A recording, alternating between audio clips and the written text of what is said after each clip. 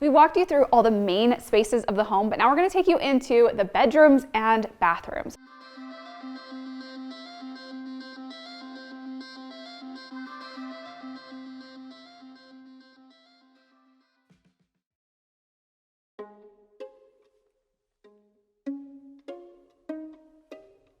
Like, does this just need to go?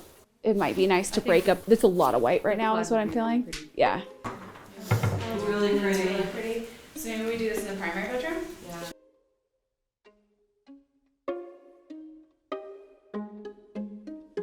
The goal in here was to keep it serene, but honor the rustic nature of the rest of the home. So we did a wide wood paneling on all of the walls. We did a wood that had character. We didn't want it to be smooth and clean and modern.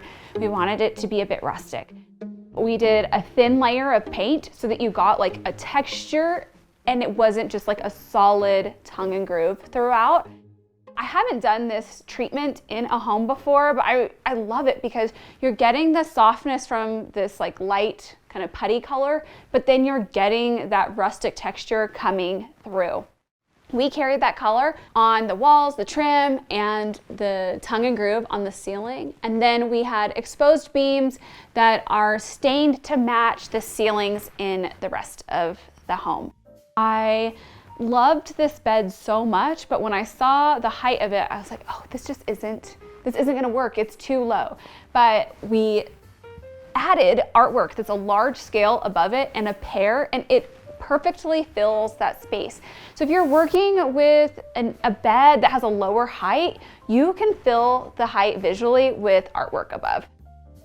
The floor plan is pretty straightforward, with the symmetrical windows really telling us where the bed should go and the nightstands. That was easy. But then we had this wide space here, and I love to finish off a bed with a bench if I can, because it just helps everything feel more complete. If you don't have room for a bench, that's okay, but just make sure that the detail of the duvet is pretty enough that it can just hang alone.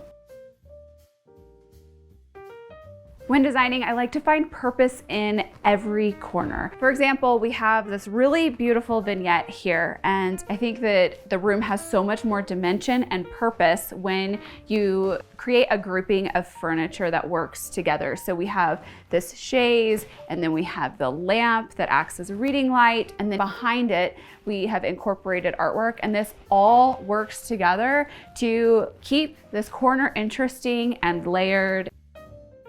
It's a really beautiful moment that also functions well in this space.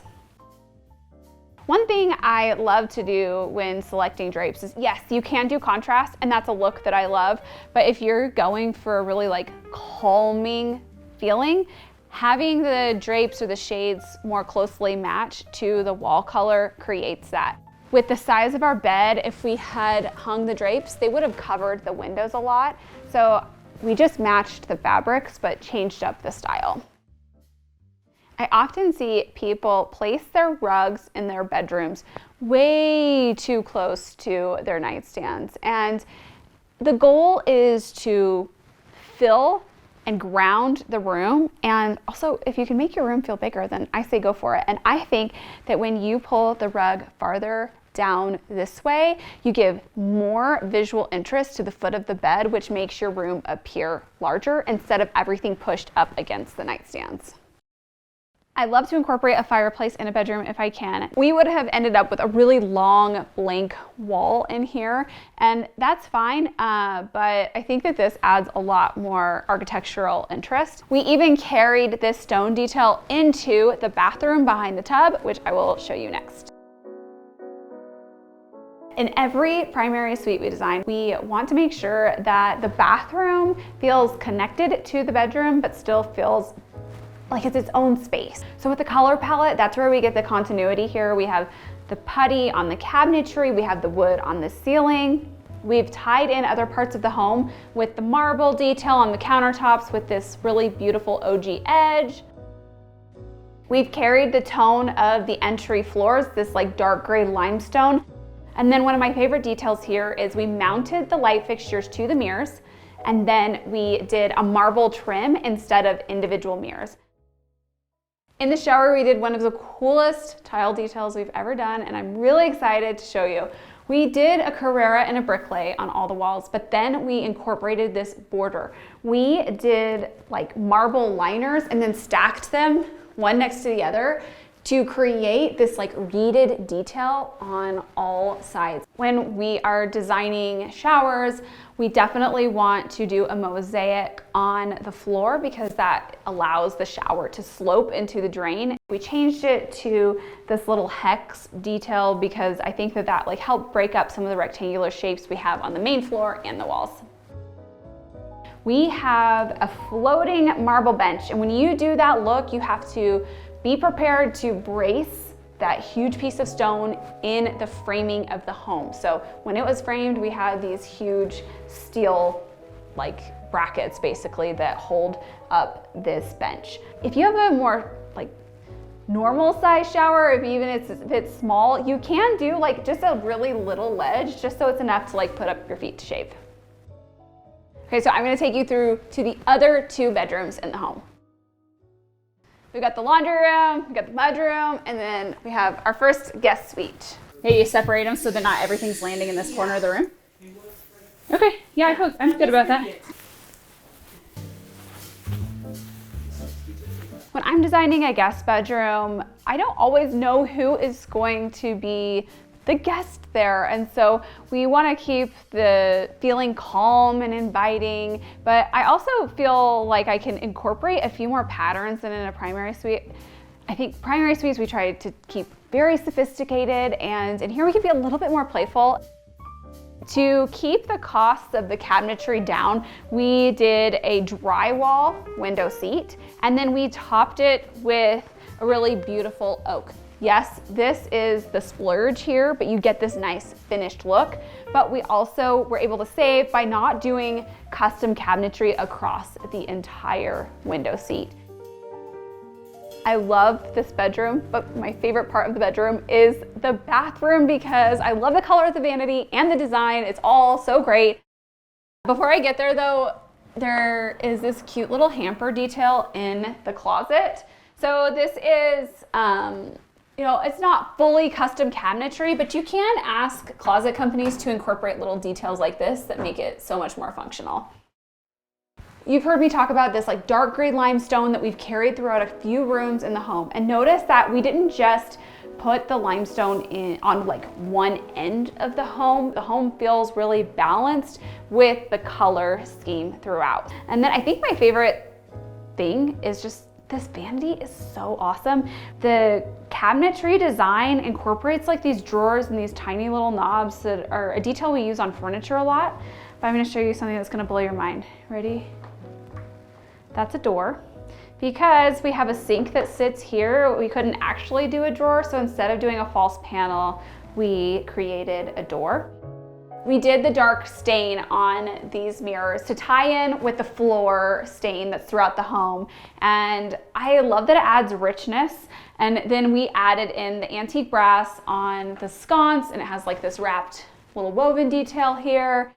In the shower, we did a ceramic tile in kind of like a neutral color, but to take the shower to the next level, what we did was we trimmed the entire thing in marble. So you get that marble trim. So it's not just like a basic tiled trim piece. That's what makes it feel more high-end, is having like those transition details.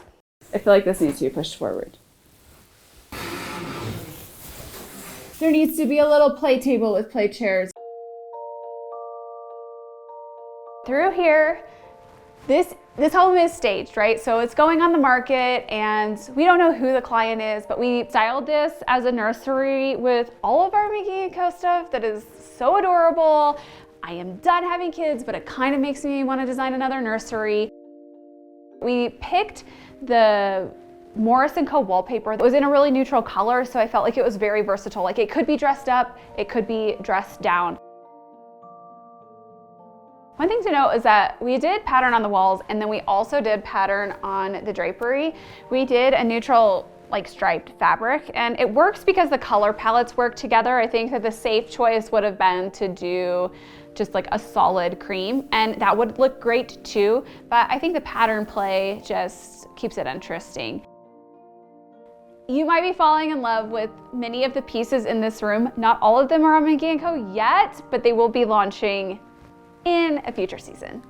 Okay, so from here, I'm gonna take you into the ensuite bathroom.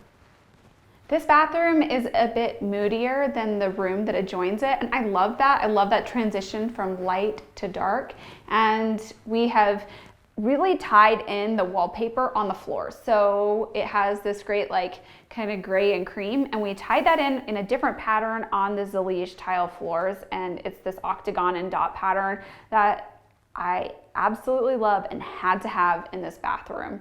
But one of the coolest details that we did was we didn't do a metal hardware. We actually did a wood little peg detail, which I think just keeps it interesting. And I love that you get like just like an all-one material effect.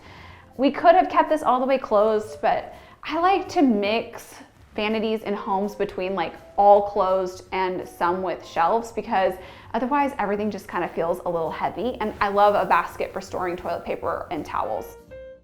And then we tiled all of the walls in this space. So instead of doing a trim or a flat wall, we tiled all the walls, which I know it's a splurge, but like tiling all the walls in a bathroom, especially like a smaller bathroom, it's not something that I would do all the time in every single primary suite, but in a guest or a powder, it packs a big punch.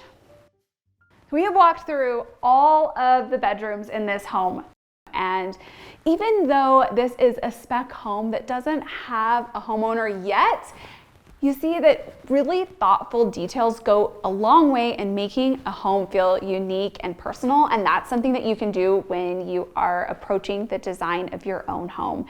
We have walked you through all of the main spaces, but we have a few extra bonus spaces like the laundry, the powder, and the mudroom that we will walk you through next. You have your tour shoes on? I have in the flip-flops winter? on. It's like snowy outside, but I'm supposed to look like summer, so here we are.